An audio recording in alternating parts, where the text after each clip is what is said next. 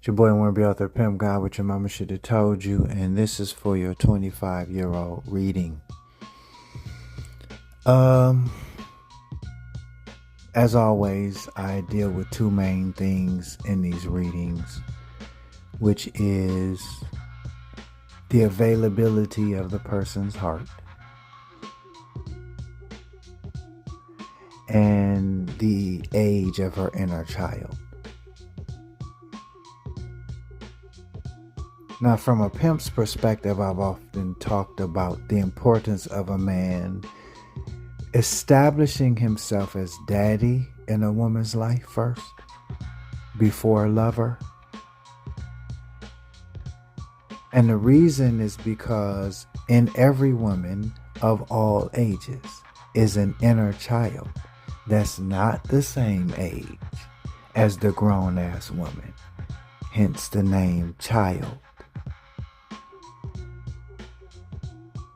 Through her eyes, I can tell or see what her inner child's age is. This is important as well. The heart is important because whatever is available to you really speaks to capacity. This is what's available. Right? Another word for it could be this is the ceiling.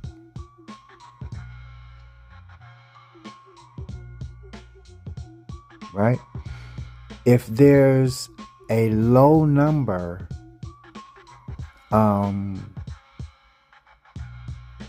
how that got to be or how that came to be is kind of irrelevant. Unless you're equipped with the ability to help her to evolve, which would require oftentimes some major life changes on the part of that person. It reminds me of hypnotism, right? In order to be a good hypnotist, you have to first be a good subject.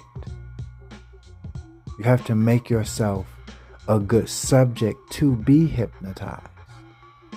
You have to allow yourself to be able to give yourself away in consciousness and allow yourself to be led into that state before you could be a good hypnotist. You got to first be a good subject. And when it comes to the heart, if it's a low number, their ability to really vibrate, right, at a higher frequency with you and of themselves is limited to what that heart is the state of her heart is basically what this is. What is the state of her heart at the time of the reading? And most men are not equipped to heal and deal with a woman in that way. Unfortunately, only 25% of her heart is available. This could be confusing when you look at how she treats you, or how nice she is, how cute she is, and the little ways that she does things. She's so funny. She is so funny, you know what I'm saying? Like, whatever that might be. But if 25% of her heart is available, that means 75% of her heart is not.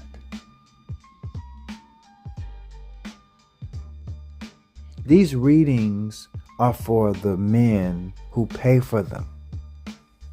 They're not for the broken men who like to discuss this information with the female.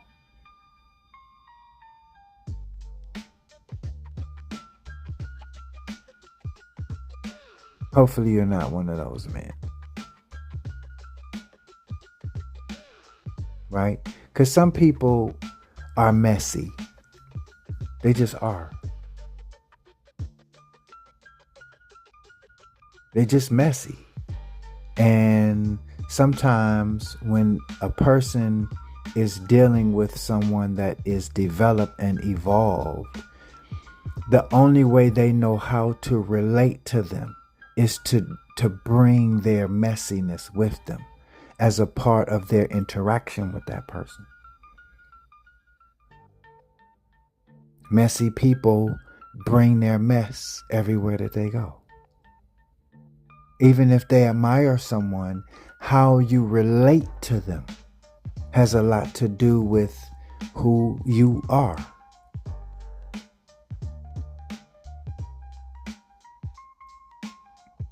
But this is interesting because my baby mama, she actually had about 76% of her heart available.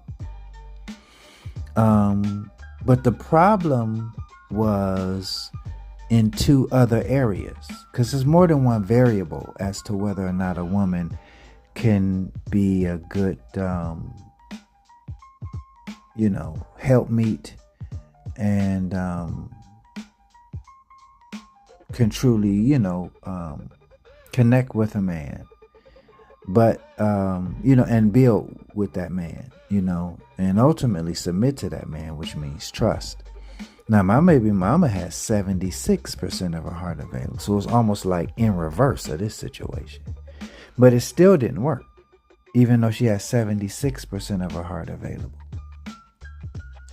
The problem was, because she had 76% of her heart available, when she met the right man that probably could actually access that. Just because something is available doesn't mean you have access to it.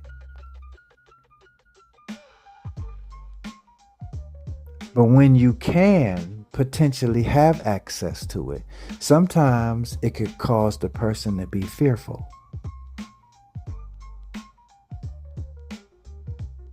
It could bring out their fear and their sense of vulnerability.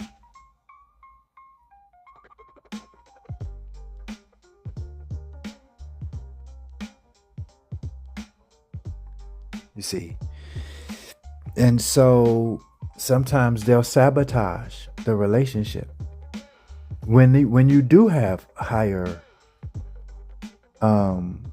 availability of her heart, sometimes that will scare them because they could feel themselves.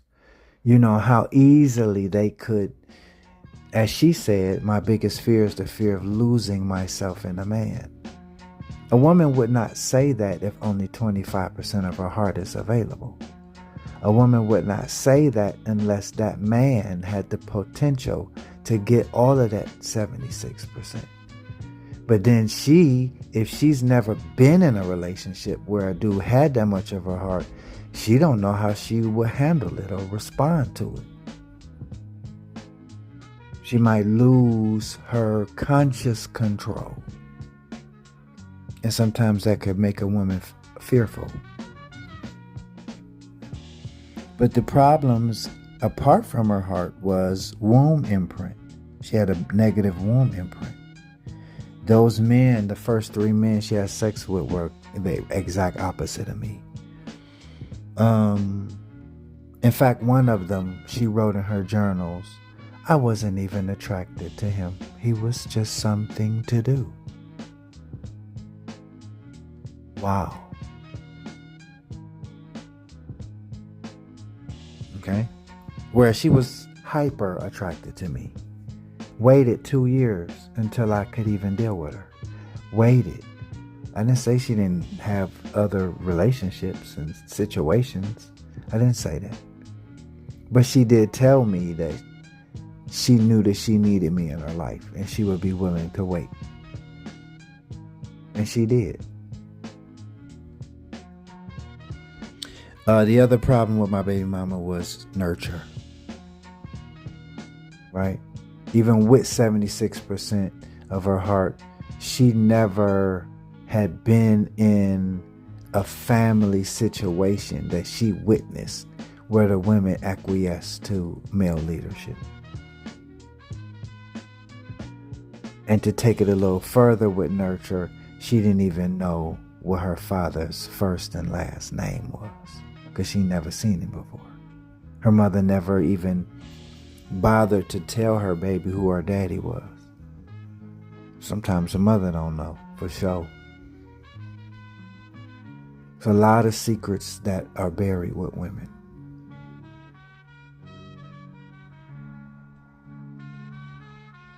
You know. The question is, can nurture, right? Let's say she was nurtured well. They had both parents and came from a good family home. The question is, can nurture override a negative womb imprint? Right? Or a low heart availability. Can nurture override that?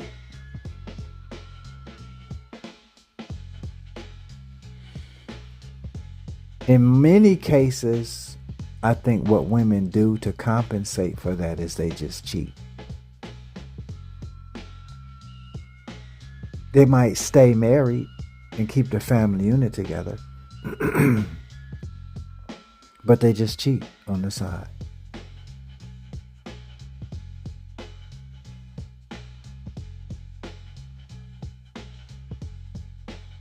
You know. But the answer ultimately is only a cocooning process, right? The caterpillar goes into the cocoon and dies as it is in order to become a butterfly. That's the only way. Mary Magdalene had to go through a cocooning process. Yeshua had to heal her of like 7 demons or something in her. And she struggled with that. You know what I'm saying? But he was able to heal her. But she was able to become a part of his purpose and become a part of his consciousness. Right? So it was able to override and offset. You see what I'm saying? Those things, but I mean, how many people have that knowledge of how to heal a woman in that way?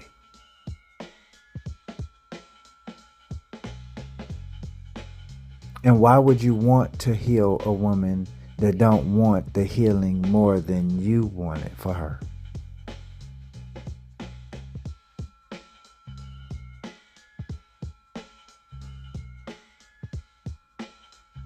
That's why I say you got to observe women and accept what you see and stop imagining them so that you don't enter into situations that you have no business entering into. Okay?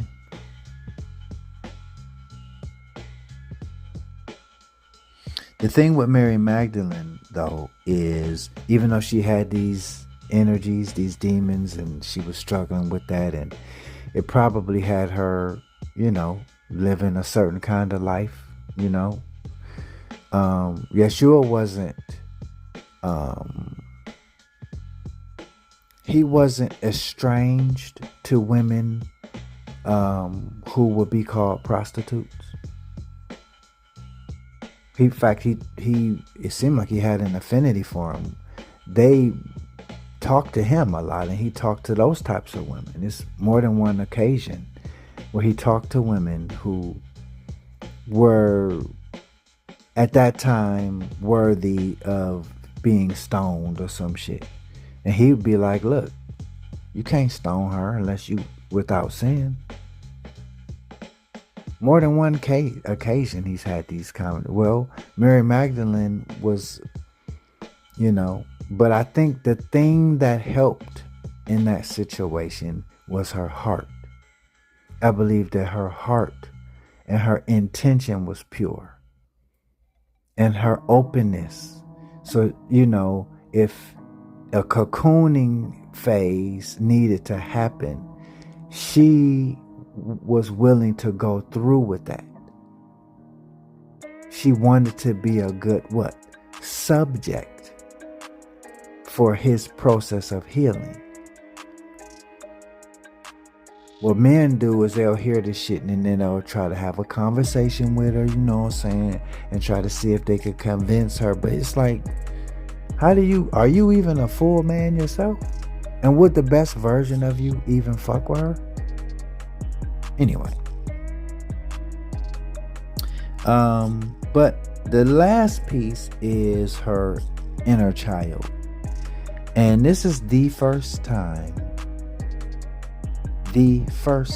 I ever came across someone that actually was a 17.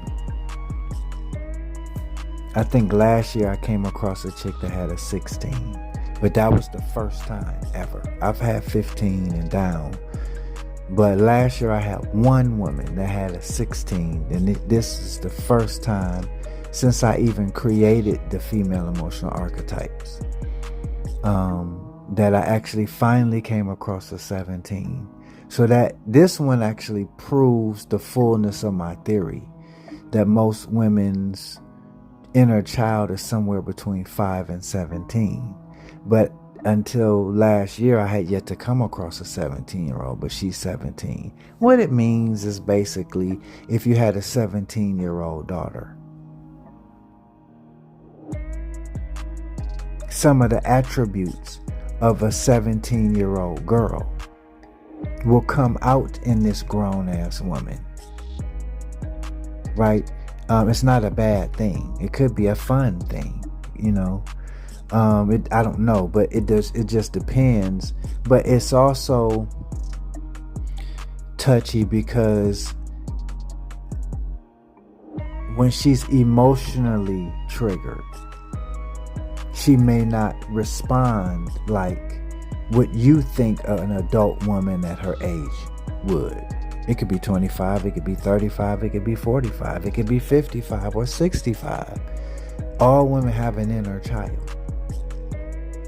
And when they get emotionally rocked, right, sometimes the emotion associated with her inner child and the temperament and the characteristics of a girl that age might come out. It doesn't have to be a bad thing. A female emotional archetype is not a bad thing.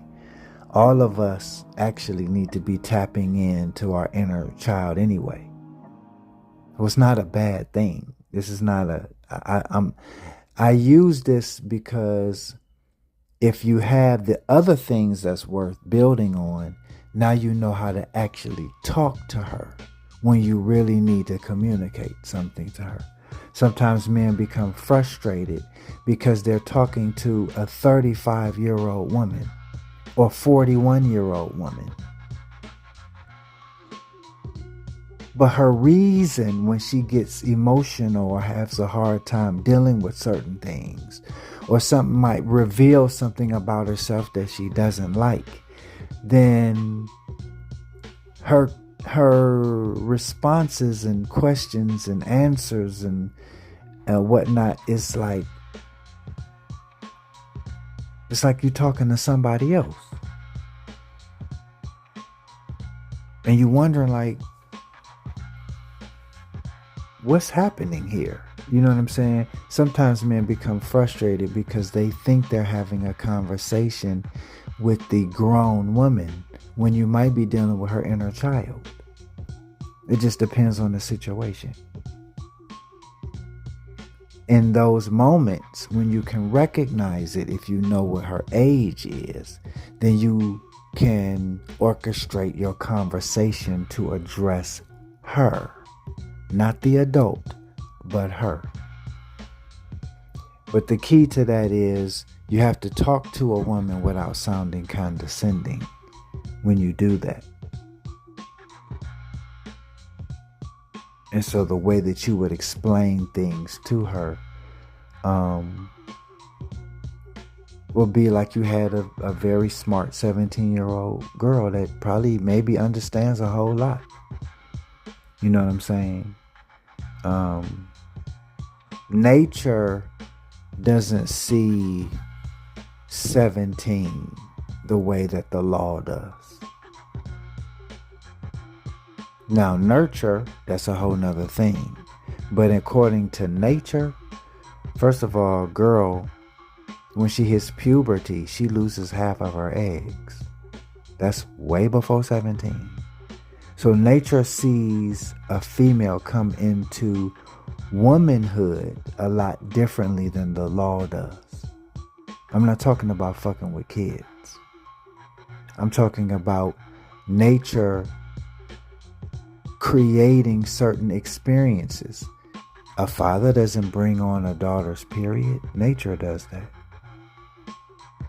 A father doesn't bring about a female's puberty stages. Nature does that because she's changing. And women go through those changes before men do. So women's, evolution is different from a man's.